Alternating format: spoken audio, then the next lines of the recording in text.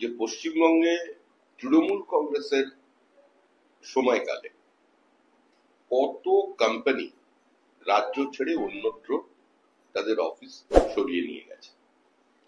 সবচেয়ে আশ্চর্যের বিষয় এটাই, যারা বলছেন এগিয়ে বাংলা এবং মানুষের দেয় করের টাকা খরচা করে প্রতি বছরে যারা শিল্পোৎসব করেন বিজিপিএস এর মঞ্চে, আর যেখানে দাঁড়িয়ে কিছু শিল্পপতি বলেন যে এত ভালো শিল্প বান্ধব পরিস্থিতি আগে কোনোদিন ছিল না, তাতে দেখা যাচ্ছে যে 6,688টা কোম্পানি তারা তাদের অফিস পশ্চিমবঙ্গ থেকে গত 14 বছরে সরিয়ে নিয়ে গেছে। প্রিয় দর্শক, আমরা কোন রাজ্যে বসবাস করি, পশ্চিমবঙ্গে নাকি বাংলাদেশে?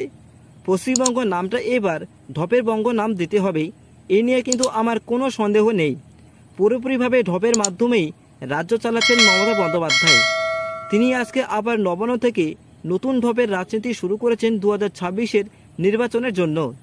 মমতা বন্দ্যোপাধ্যায় বলছেন তিনি নাকি বেকারত্বর হার 40% কমিয়ে দিয়েছেন।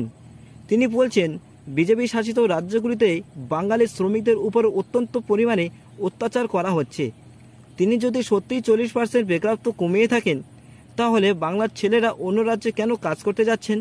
এই প্রশ্নের উত্তর কি তিনি দিতে পারবেন? এই মুখ্যমন্ত্রী চোরেদের সরকার যতদিন থাকবে ততদিন শিল্প স্থাপন হবে না, সরকারি চাকরির ধীরে ধীরে অবলুপ্তি হবে। আরজিকর মেডিকেল কলেজ এবং কসবা ল কলেজের নারীরা কেন ধর্ষিত হবে, এর উত্তর কি তিনি দিতে পারবেন? পশ্চিমবঙ্গের বিজেপি পার্টির রাজ্য সভাপতি শ্রমিক ভট্টাচার্য নিজেরই কেন্দ্র সরকারের পার্টির কাছে তিনি দুটি প্রশ্ন করেছিলেন।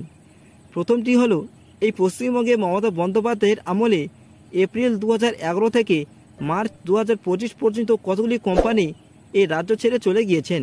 সমস্ত ডিটেলস তিনি চেয়েছেন, কতগুলি কোম্পানি তাদের সদর দপ্তর ছেড়ে চলে গিয়েছেন। দ্বিতীয়টি হলো, কোন কোন কোম্পানি কোন কোন রাজ্যে চলে গিয়েছেন। 22শে জুলাই 2025-এ জবাব দিয়েছেন কেন্দ্র সরকার। কেন্দ্র সরকার যে লিস্টটি দিয়েছে সেটা কিন্তু আপনারা ইতিমধ্যেই দেখতে পাচ্ছেন।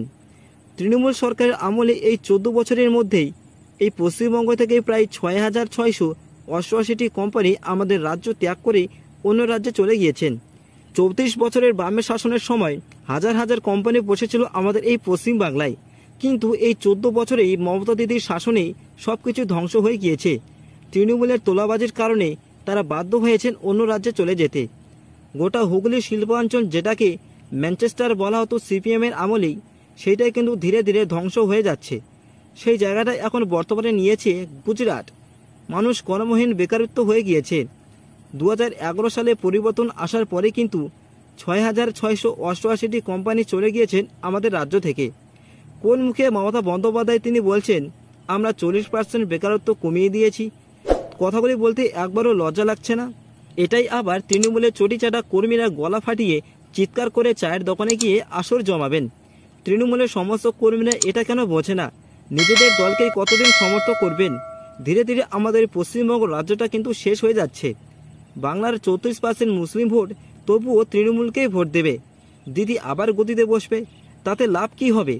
কেন এই কোম্পানিগুলিকে যদি বিজেপি সরকার 2026-এর নির্বাচনে ভোটে জিতে গিয়ে কোম্পানিগুলিকে যদি আবার পুনরায় আমাদের পশ্চিমবাংলায় ফিরিয়ে আনতে পারেন, তাহলে কি সেখানে শুধুমাত্র হিন্দুরাই কাজ করবে? কেন মুসলিমরা কি কাজ করবে না? সেইখানে 26,000 চাকরি চলে গিয়েছেন, তাতে কি মুসলিমদের নাম ছিল না? সেখানে কি শুধুমাত্র হিন্দু শিক্ষকদেরই নাম ছিল? পশ্চিমবাংলার মানুষ আর কতদিন তৃণমূলের দলদাস হয়ে থাকবে? এর একটা পরিবর্তন কিন্তু এবার আনতেই হবে আপনাদেরকে 2026-এর নির্বাচনের বিধানসভার ভোটে। প্রিয় দর্শক, আপনাদেরকে এই ভিডিওটি কেমন লাগলো কমেন্ট করে অবশ্যই জানাবেন, এবং আপনারা যদি এই চ্যানেলে নতুন হন তাহলে এই চ্যানেলটিকে সাবস্ক্রাইব অবশ্যই করে নেবেন।